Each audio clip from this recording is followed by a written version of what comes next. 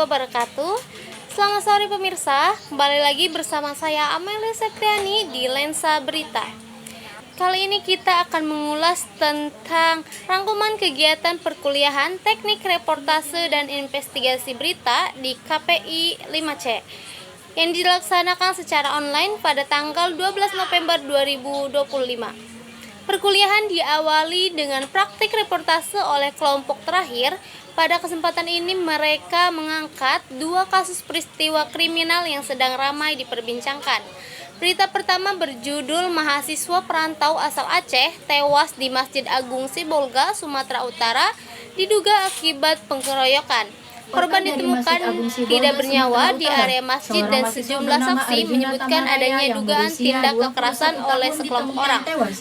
Polisi masih melakukan penyelidikan dan mengamankan beberapa barang bukti. Kasus ini menyoroti keamanan bagi mahasiswa perantau yang tinggal jauh dari keluarga. Berita kedua mengangkat kejadian ledakan di Masjid SMAN 72 Jakarta Timur yang diduga berasal dari bom rakitan. Ledakan terjadi sekitar pukul 11.30 ketika kegiatan belajar mengajar sedang berlangsung. Suara ledakan membuat siswa dan guru panik dan berlarian keluar dari area sekolah. Aparat kepolisian langsung bergerak cepat mengamankan lokasi dan melakukan olah tempat kejadian perkara. Hingga kini pihak berwenang masih mendalami sumber ledakan dan motif pelaku. Setelah praktik reportase dilanjutkan dengan presentasi materi oleh kelompok terakhir dengan judul Kondisi Jurnalisme Investigasi di Dunia dan di Indonesia dalam memperkuat demokrasi di era digital. Jurnalisme investigasi berfungsi sebagai pengawas atau watchdog bagi kekuasaan publik. Kebebasan pers di Indonesia meningkat setelah reformasi 1998, namun masih menghadapi tantangan intervensi politik dan tekanan ekonomi. Dalam sejarahnya, jurnalisme pernah menjadi alat perjuangan pada masa kolonial, dibungkam pada masa Orde Baru, dan kembali bangkit setelah reformasi.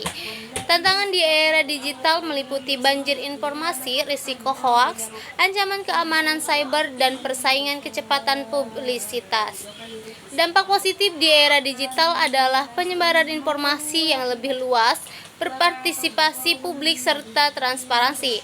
Namun di sisi lain terdapat risiko misinformasi dan pelanggaran etika karena tekanan kecepatan.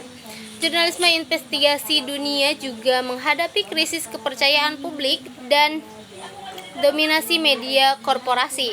Meski begitu, kolaborasi lintas negara semakin berkembang. Dalam mengungkap kebenaran, publik jurnalisme investigasi dituntut untuk independen, eksklusif, dan memiliki nilai kepentingan publik. Sejumlah studi kasus ditampilkan seperti skandal Watergate di Amerika, investigasi pertanian oleh Tempo di Indonesia, dan liputan kekerasan seksual di kampus oleh Narasi Newsroom tahun 2022. Di sisi lain, jurnalisme juga berperan memperkuat nilai demokrasi melalui transparansi, akuntabilitas, dan penyediaan informasi bagi warga. Transformasi digital membawa perubahan pola konsumsi berita, munculnya citizen journalism, disrupsi model bisnis media, dan persaingan algoritma semakin mempengaruhi pemberitaan. Era ini juga menghadirkan krisis kebenaran akibat misinformasi dan hoaks yang menyebar cepat. Ke depan, jurnalisme didorong oleh kolaborasi teknologi kecerdasan buatan, big data, solution journalism, serta model bisnis berbasis kepercayaan. Setelah presentasi selesai, dosen pengampu mata kuliah memberikan penguatan materi tentang sudut pandang atau point of view dalam reportase. Mahasiswa diminta memahami sudut pandang pemberitaan agar tidak menghilangkan unsur objektivitas. Dosen juga memberikan arahan untuk tugas pada pertemuan berikutnya, yaitu praktek penulisan proposal berbasis observasi lapangan.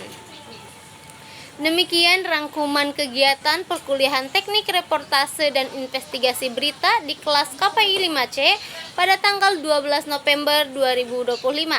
Kegiatan berlangsung interaktif dan memberikan pengalaman langsung kepada mahasiswa sebagai calon jurnalis profesional. Saya Amelie Septiani untuk Lensa Berita. Sampai jumpa pada update selanjutnya. Wassalamualaikum warahmatullahi wabarakatuh.